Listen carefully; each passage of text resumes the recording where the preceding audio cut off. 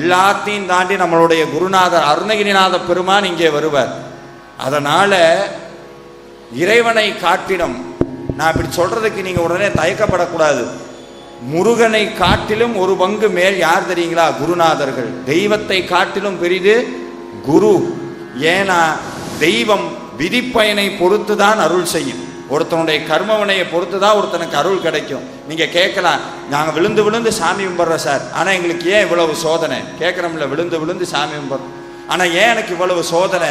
ஆனால் ஒன்றுமே குணமாக மாட்டேதுன்னா, அந்த நேரத்தில் திருப்புகழ் படிச்சிங்கன்னா, திருப்புகழ் பாராயணம் பண்ணிங்கன்னா விதியை மாற்றும். ஏன்னா திருப்புகழ் அருணகிரிநாதருடைய வார்த்தை, அருணகிரிநாதருடைய சொல் ஒருபோதும் முருகன் மீற முடியாது. அருணகிரிநாதர் சொல்றார், ஏழைகள் வியாகுலம் இதேதன வினாவினில் ஏவர் புகழ் வார் மறையும் என் சொல்லாதோ. இத்தனை பேர் வந்திருக்கீங்கிற உங்களுடைய கவலை எல்லாம் முருகன்ட்ட சொல்லிக்கிட்டே இருக்கீங்க. அவர் கேட்கலைன்னா நீங்க கேட்பீங்களா? உன்னை எதுக்கு போய் திருப்புகழ் பாடணும், உன்னை எதுக்கு பாடணும்? அருணகிரிநாதர் சொல்றார், இங்க வந்திருக்க ஒவ்வொருத்தருடைய கவலையும் பரிபூரணமா நீக்கிறது உன்னுடைய கடமை. முருகன் சொல்வார், அப்படியே ஆகட்டும். ஏன்னா தெய்வம் குரு வார்த்தையை மீறாது.